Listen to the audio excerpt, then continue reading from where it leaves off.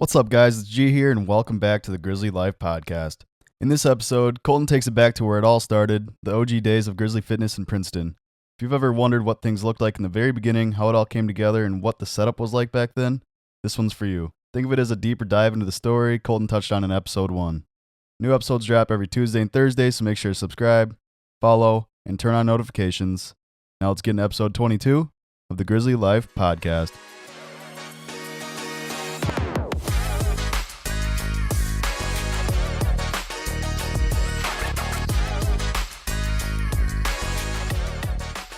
Yo, what is up, guys? You've got Colton here on episode 22, I believe, of many. We've got G in the producer chair. He might ask me some questions today. He might not. We'll see how the day goes. We're actually doing today's episode outside because the weather is fantastic. So we're just trying to, just screwing around and recording outside today. So if you hear any birds in the background or any other sounds of nature, that is why you will hear that, because we're outside. So anyways, I'm going to kind of take it back a little bit today. Before I do that, actually, recap on last episode. The one little thing that I kind of left everybody with was, if you only had one customer, how would you treat them? I think that's an important thing to keep thinking about. If you didn't listen to last episode, go back and listen to it. But I elaborated a little bit more on it last episode. So if you only had one customer in your business and you relied on them to grow your business or the business that you work for, how would you treat that customer? Would you greet them with a smile, first and last name? Would you know their birthday? Would you know how many kids they've got or where they went to school or stuff about how they grew up? You'd want to make it very a personable connection. So just think about that on those day-to-day interactions you have with whatever customers you may be interacting with in whatever space you are in. So again, if you had only one customer and you had to rely on that customer to grow your business, they're going to give you referrals and tell people to come your way and all that. Just think about how you would treat that customer. So anyways, we are going to talk about kind of where I got started. I know I've talked about this early on, but I was just kind of thinking of it more today and the last couple weeks. Ellie, our project manager, gym manager, kind of one of our day ones, or actually one of my day ones for sure. She plays a huge part in our business and our operations, especially for Grizzly Fitness and for the properties that we purchase, and doing property research and updating our properties and keeping them up to date and just maintenance and all that kind of stuff. She deals with a lot of the contractors and getting all the quotes together on how much the projects are going to cost us. And so anyways, I gave her a little side quest the other day. I told her she's the only person really that takes a lot of pictures, kind of like just randomly, sporadically, from basically when we started. So she was one of my first early on gym members, and I knew that she was taking pictures, and actually I'll come back to that. But anyways, like 2-3 weeks ago, I kind of gave her a little side task. I said, hey, I want to get some more pictures up in my office of like kind of where we started and where we're going. So just to kind of like have a good, I want to come to my office, and instead of having that kind of like that photo on the desk, just a bunch of photos of like timeline, really. So anyways, I talked to her and I said, hey, can you go through and make like a photo album of all the photos that that you've gathered over the years? And anyways, long story short, she processed a lot of them. And so I've been going through them on my desk, right? I've got like all these cool old photos of like the original office, the original gym, the original couple pieces we had in our original Princeton space, 7 years ago, 8 years ago. So since I've been going through those photos, I just kind of wanted to take it back to when I first started Princeton again and just kind of elaborate on that story. Basically use today's episode to just really dive into what that was like and kind of, I don't know, for those of you who don't really know the story still, even though we talked about it on episodes 1 through 4, I wanted to kind of dive into that a little bit deeper today. So again, before I get going, my name's Colton Burt. I am 26 years old, soon to be 27. We've got 6 gym locations. We've got a company by the name Priority Fitness that does fitness equipment installs and repairs. And then we also own 4 pieces of real estate. So that's a little bit about me. Oh boy, that's a big bee. I'm a little scared of bees, guys. I've been stung probably like 25 times, and so I just don't do with it. But bumblebees are okay. Anyways, so going back to when I was 18, 19, why did I get going in this? What made me start? really, when I was in high school, I was really big into working out. I loved training my teammates. I loved being the guy who was getting my teammates in the gym before school, after school. I would help make workout routines for the guys if they needed some workouts on the side outside of gym class and all that stuff. So I think like my junior year, I really turned into wanting to really work out and take it to the next level, even though I had always been doing it. Like junior year kind of comes and you're like, okay, I'm an upperclassman. I gotta, you know, be the best I can be and that stuff, right? I was a big football, baseball guy. So anyways, I was always the guy getting my teammates to the gym. I'd be picking them up before school started. We'd be getting to the gym by 5:30, 6 o'clock, work out till 7, shower, get ready for school. And so I think that was kind of like the first thing that, I didn't really put two and two together, but I was like, well, I really like this kind of working out thing and being, just improving day in and day out. So I went to school in Colorado. Again, that's not really where this conversation's going, but when I went there, I had a roommate and we created this online workout. We created this website, and then the website was kind of a house for our stuff. What the website would do is we would actually have like a hidden page. So when you paid us monthly to be a part of our workout plans that we'd create, I actually videoed like me of doing every exercise that I would put in our workout routines and every variation of the workout or the exercise that you could be doing. So that way you could just go online on our website and you could search the exact name that you're finding in your workout regimen and see exactly how I perform the exercise, the name of the exercise, a brief description of the exercise. So it was basically a massive video library of all of the exercises that I would program for you into your workout routines. Again, we weren't really charging much. I think it was like between 20 and $40 a month to get like a 4-week workout routine. I was doing a little bit of nutrition stuff too, just kind of like whatever I could to kind of like help people and make a little bit of money. It's not like that was doing anything crazy, but so that was kind of the start of this. We also launched like an apparel line with that company called, and the company in quotations, the company's name was Priority Athlete. The goal was to help athletes become the best versions of themselves and take it to the next level because I was an athlete myself. But in hindsight, we were working with anybody who wanted to improve in their day-to-day life. So it wasn't just for athletes. But so I dropped out of Colorado Springs. I was playing a little bit of baseball out there. That's what I went out there for, additional to a degree. Started this Priority Athlete, started this online training regimen. Come home kind of around Thanksgiving, so end of November. And I didn't really have any gym to train at around here. There was the gym in Watoma at the time. I'm not sure why I never really went there. I think for some reason I felt like when I was 18, I felt like it was hard to be like a kid to work out there. I felt like it was mainly not for kids, I guess. I don't know how to explain it, or maybe I thought it was expensive or something. I don't know. When you're younger, you don't really understand all that stuff. So I was just kind of like, yeah, I don't know. So I would actually drive to the Wild Rose High School gym because they were open from like 4 to 7 p.m. It was like $3 a day pass or $5 a day pass or $10 a week or something. I don't know. It worked out. So I'd actually go train there a lot. And I also, like on the weekends, I would go travel to other gyms, the YMCA in Stevens Point, or just like random gyms like that, just to kind of like see different stuff and work out with different people. So that was always a good time. But when I was going to I went to the Y one time in specific. And at the time, this is pre-influencer, I was actually videoing myself, throwing it up on Snapchat and just saying, hey, follow along. Here's my workout of the day. Screenshot it if you're interested, all that. And so when I was videoing myself at the Y, I actually was told, like, hey, you can't video yourself here. That's against, privacy policy. And mind you, I wasn't bringing in like a big stand or making a big deal of it. Like if it was me and my brother working out, I would just have him like hold the phone by his chest and like video me doing an exercise for like 5 seconds so you guys knew what the exercise was and what I was doing. So that kind of ticked me off, hey, you can't be doing that here, privacy policy, whatever. There might be people in the background. I'm like, whatever. So from that day, that was probably like early January or something of 2017, maybe February, I don't know, something like that. I had called my mom because she actually had a space in Princeton. She was renting about 4,500 square feet. She was only using about 3,000 square feet at the time, but it was 3 1,500 square foot units.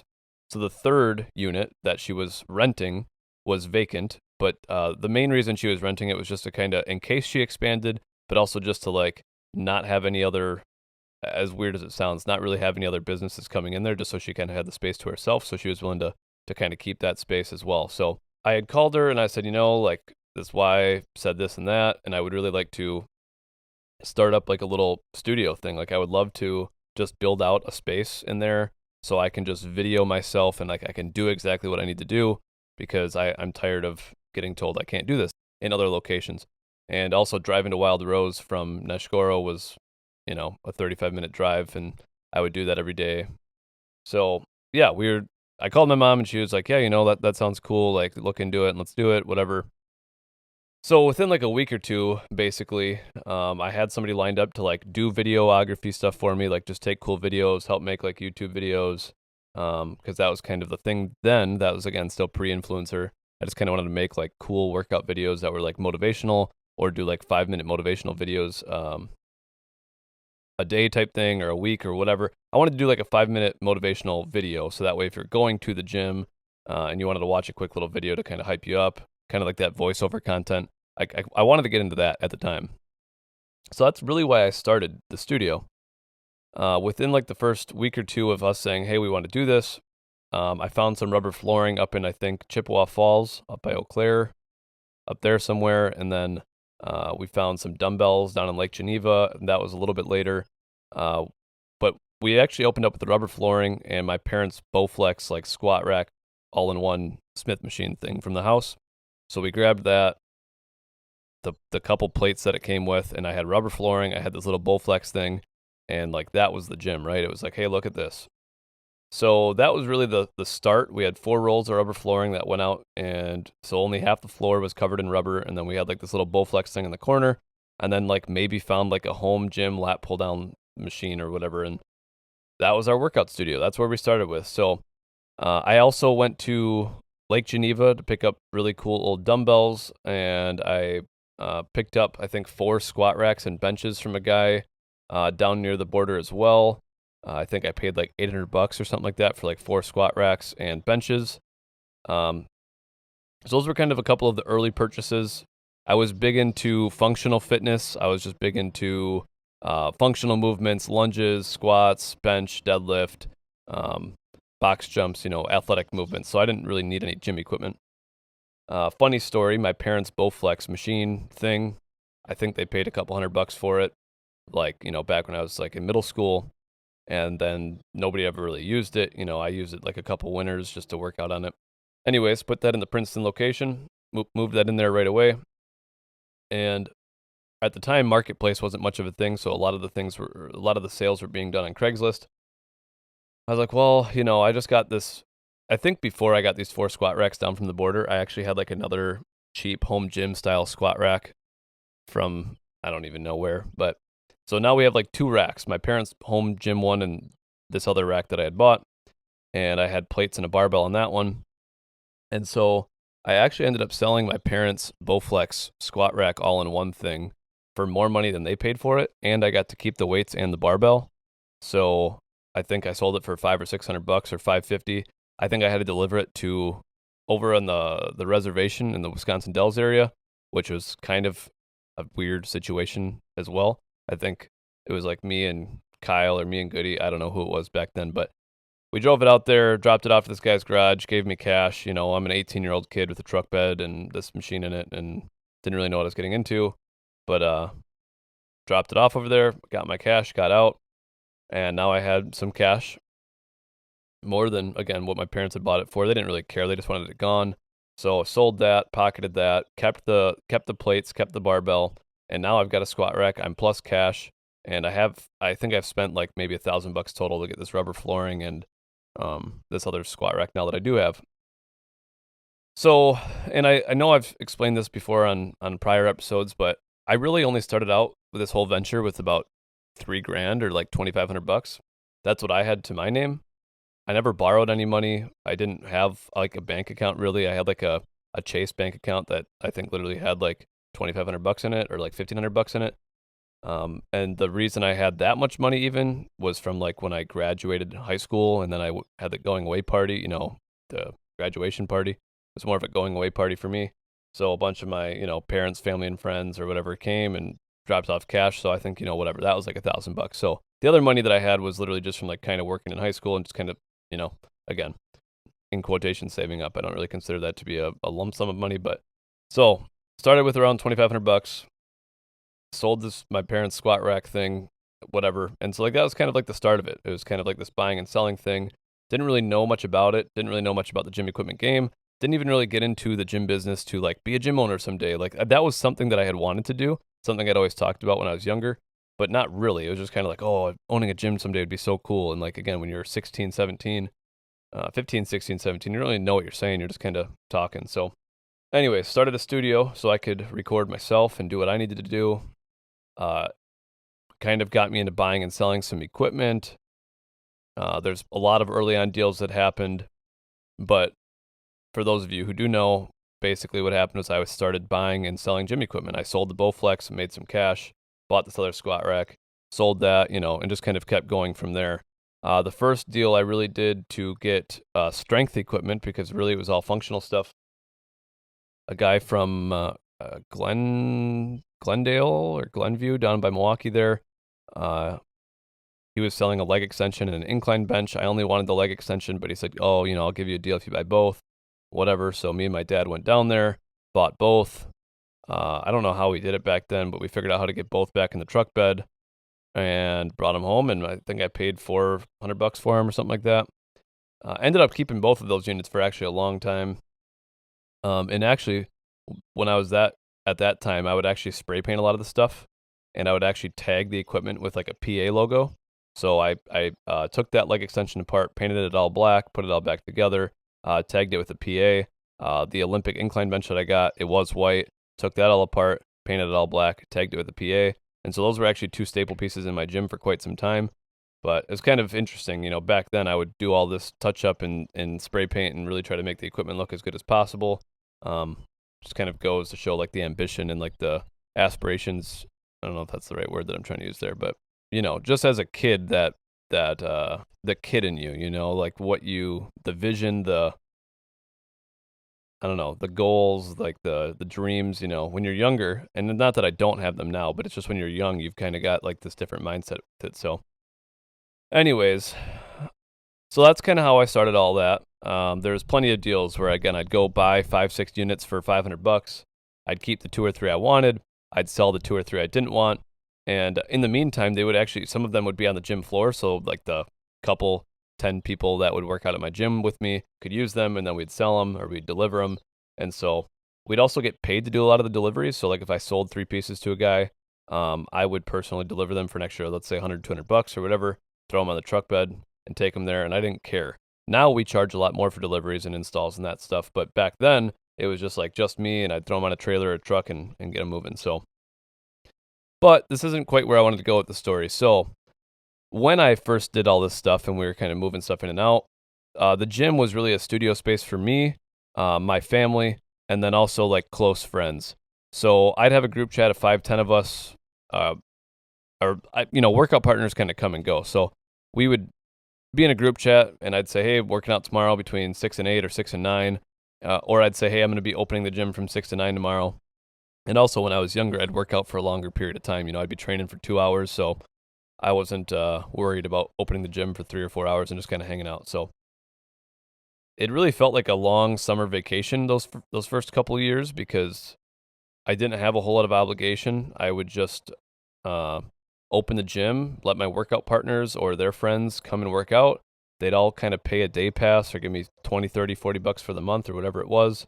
And that's what we did. The lights would stay off because we had a couple windows. The natural lighting was great. We'd turn the music up as loud as we could until the landlord would yell at us. And it was just a good time. It just felt like kids just doing whatever we wanted to. And so that's really how we operated in the beginning. It wasn't actually a gym for profit. It wasn't here to make any money. Rent was extremely cheap. It was like $200 a month for 1,500 square feet. So obviously extremely cheap. And I was making enough money off of buying and selling equipment and just kind of continuing to do that. I wasn't that concerned about actually having a business out of this. I was just like having fun working out and not really thinking a whole lot else. Mind you, I did do 2 semesters of school kind of in that early on phase. I went to Colorado, and then when I came back, I went to tech school up in Green Bay for 2 more semesters. So I was doing that simultaneously while I was kind of building out this stuff.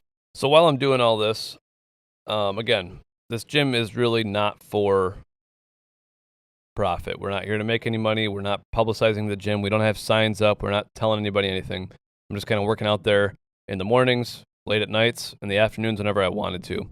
I didn't really have anything else. I wasn't really doing anything else as far as jobs go. I was kind of going to school. I was kind of buying and selling equipment, and I was just trying to like start this dream, right? Didn't really know what the dream was. I was just doing. So now I was working out actually with, I believe, Marco Cervantes. He was one of my workout partners that would kind of come and go. I believe it was him. It could have been Goody as well. I had a lot of random people that I just work out with, train with. I was also the type where if I worked out in the morning, but somebody else hit me out to work out in the afternoon or evening, they would meet me at my house, and then I'd also take them to the gym. I'd open it up for them. We'd also work out. So I'd be going to the gym 3 or 4 times a day on most days or some days, and open it up or training somebody or working out with them. But what's funny is, and actually, I actually trained my brother and a couple of his buddies when they were in middle school, getting into high school at the time, because they were like kind of 8th grade, 7th grade, going to be a freshman, all that.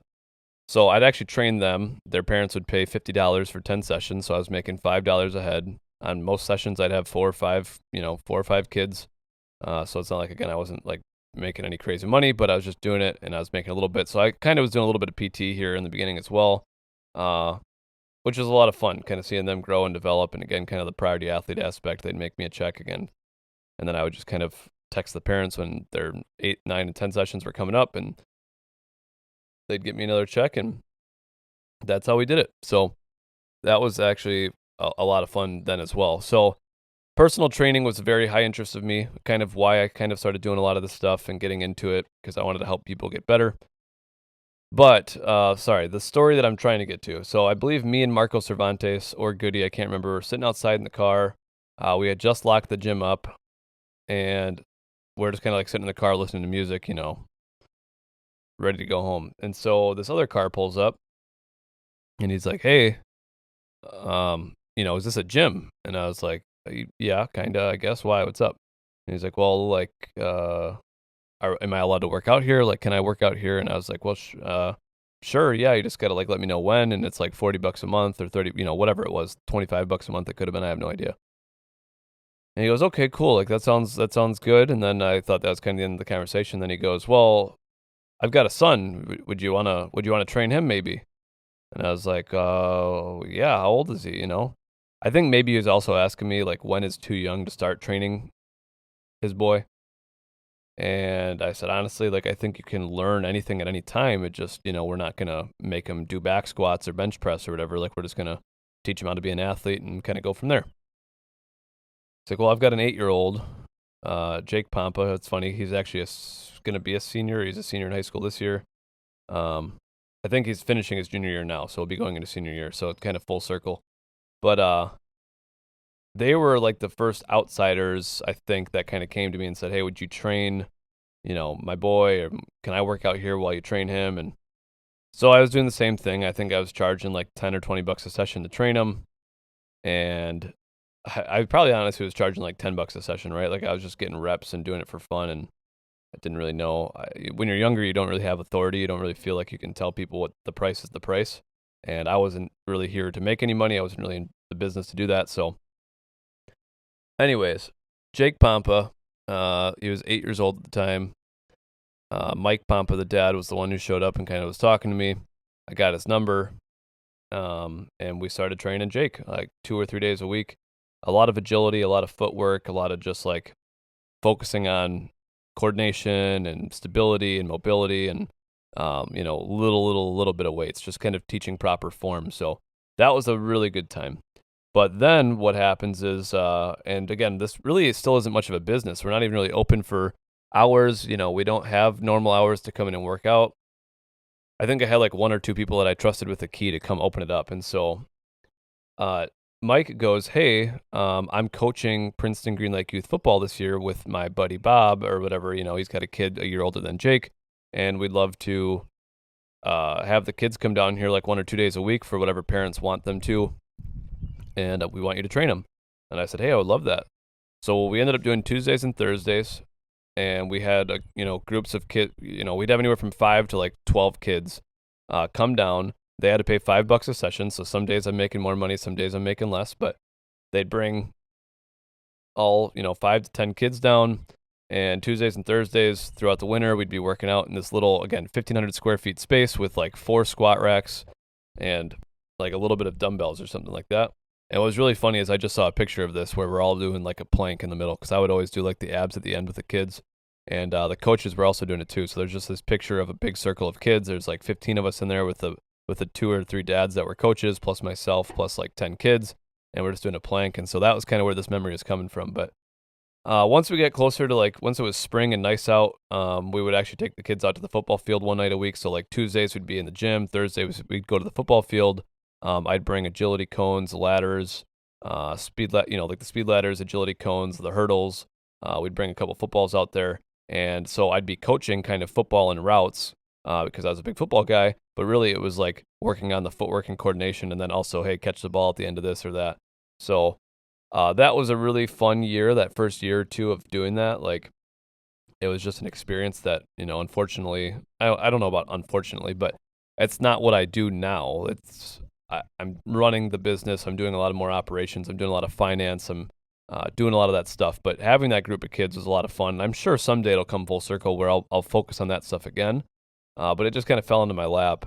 And so that's what I did. We also had the opportunity, and for those of you that know, we make all of our own apparel. I know I've mentioned that a couple times. This football team noticed that I made, Mike and Bob were like, hey, we know you make your priority athlete apparel. Why don't you make the PGL youth football stuff? I'm like, all right. So my mom, as our graphic designer, she can make our logos and stuff. So she, we got the couple logos I had from them, made this new logo. We had PGL youth football, and we made all the apparel for the parents and stuff. So there's like an order form. They special ordered apparel, and we actually made a little bit more money off that. So I think we did, $1,000 in apparel sales, made a couple $100, and all was well. So in that time, I was making all the apparel myself. So just kind of interesting story. It's just kind of ironic how that kind of came to me and said, hey, can we do this? And so getting that Princeton Green Lake youth football team in there, I think that really helped kind of, again, it's not that the Princeton gym was ever doing that crazy, especially for the first 3 or 4 years, because we weren't 24/7. We weren't publicizing anything. Like, I was just a little studio. So once we went the Princeton Green Lake youth football route, we kind of opened the gym up for like a couple staffed hours or so. So I think we were open from like 4 to 7 p.m. or 3 to 6 or something, and then like 5 a.m. to 8 a.m., right? So we eventually opened up for hours, and it was all by the honor system. So as long as the door got opened, if you came to the gym, you'd have to sign in on a sheet right at the front desk. So as soon as you walk through these double glass doors, there's a little wooden desk with a binder with the date and names, and you signed in every day. And kind of, since there's only 20, 30 members there, 40 members there, I think I kept like an active membership list and what months they've paid and what months they haven't paid. So again, no contracts, no waivers, like just come in and work out and tell me you paid or tell me you didn't pay or tell me when you're going to pay. And that was how we did it. So when you've only got 20, 30, 40 members, they can all tell each other like if they haven't seen this person before or whatever. So everybody was pretty honest. Everybody was like looking out for the gym. A lot of my friends were working out there, traveling to come work out there because they were supporting me, and I'd help them work out. So that's really how we kind of got our start. It was very, again, didn't really come at it from like a, hey, let's open a gym and make a bunch of money standpoint. Really opened it because I needed a place, and then it just kind of transformed into this like community awesomeness. And so that's why I wanted to make sure recently when we bought a new building in Princeton, I want Princeton to be great because it's more of the nostalgic effect. Like we started there and we want to stay there and we want it to be a great thing for the community. And so just kind of a soft spot for me there. So a lot of good times. And I think I've kind of mentioned this story too. I'll just kind of briefly throw this one out there. But funny enough, Ellie, our project manager, gym manager, kind of keeps everything in line for us here at Grizzly. I was just at the gym one day and she had walked in and she goes, hey, I think I'm here for the gym. And she was like, I'm here for the bodybuilding gym. And I was like, well, I don't know what you're talking about basically, but this is a gym. She's like, well, there's like a gym called the bodybuilding gym. And I was like, well, this is Priority Athlete, whatever. But I don't even know if we really had like stickers up or we didn't brand or anything. So I was like, I don't know what you're looking for, but I think this would probably be a good place for you. Side note, the bodybuilding gym was actually this little thing downtown Princeton where it was like they did like body boot camp, glutes and abs and like 30-minute, 20-minute like Tabata type stuff. So it was just like this little in the basement style studio in Princeton. And anyways, so she comes in and she's like, hey, I'm looking for the bodybuilding gym. I'm like, I don't really know what you're talking about, but let's give you a little tour and I'll talk to you and see what you're looking for. Me being the fantastic salesman I am, took her around to all four corners of that room because, again, 1,500 square feet is not that large, and you can see everything you need to see from the window. And we had 4 squat racks and like a plyo box and dumbbells up to 100, and that was about it. But she said, yeah, no, this looks great. Like, I don't really know anything about fitness, but I'd love to learn more about it. And she's like, do you do personal training? And I was like, yes, I do.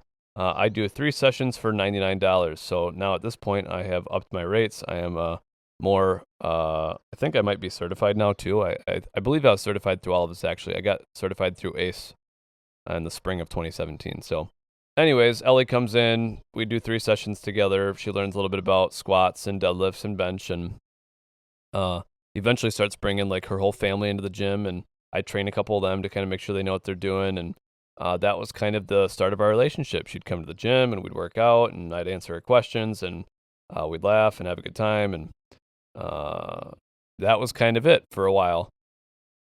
And then again, for those of you that know the story, eventually I'm doing personal training at a gym in Green Lake, 15 minutes down the road.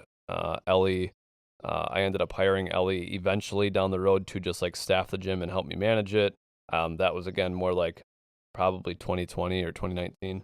But anyways, that's kind of a whole nother story. Eventually we'll have her on. We'll kind of do like from her point of view and do the interview aspect. Little update, we do have, I'm kind of wrap up the episode here. We kind of talked about Princeton for a while. If any of you have questions kind of more in depth on that, like I didn't really get into like feelings and emotions or kind of like what I was thinking. It was more of just like a couple cool little stories and the truth behind why it all happened. But if you have any questions or like, hey, elaborate on this more, I'd really appreciate that. But we, a little update, we did paint one of the walls in like the soon-to-be podcast studio. We're still working on getting quotes and updates for, we're still working on getting quotes for like the flooring. We want to start with the floor. We want to do a stained concrete look. Then we'll paint the whole space. We'll decorate it the way we want it to, and we'll make it a really cool studio.